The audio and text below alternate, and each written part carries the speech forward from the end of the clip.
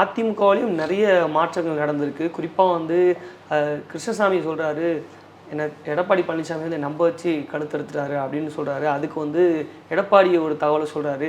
கிருஷ்ணசாமி போனதுக்கான முக்கிய காரணம் என்ன சார்? இல்லை அவருக்கு சீட்டு கொடுக்காத காரணம் என்ன சார்?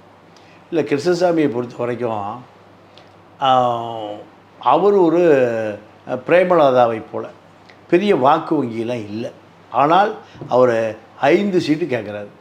5 சீட்டும் தேர்தலுக்கு பல கோடி ரூபாய் கேட்குறாரு. 5 தொகுதிகளை வெற்றி வாய்ப்பை தக்க வைக்க முடியும்னு எடுத்துக்கொண்டாலுமே இவரால் அதிமுகவுக்கு என்ன பலன்? இப்போ தேவேந்திர குல வேளாளர் மக்கள் ஒரு 5% 4% அவருக்கு வாக்களிப்பார்கள் என்ற உத்தரவாதம் இல்லை. இப்போ ஜான் பாண்டியனுக்கு ஒரு சீட் கொடுத்துருக்காங்க எங்கள் ராஜபாளையத்தில்.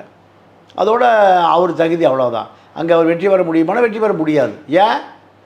ராஜபாளையத்தில் முக்குளத்தோர்களும் தேவேந்திர குல வேளாளர்களும் எப்பவுமே சண்டை சச்சரவு.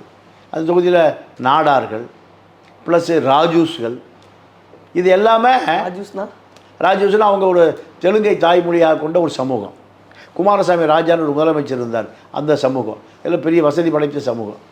இவர்களெல்லாம் எப்படி தேவேந்திர குல வேளாளரான ஜான் பாண்டியனுக்கு ஓட்டு போடுவாங்க? வாய்ப்பே இல்லை. இப்படி பல முரண்பாடுகள்.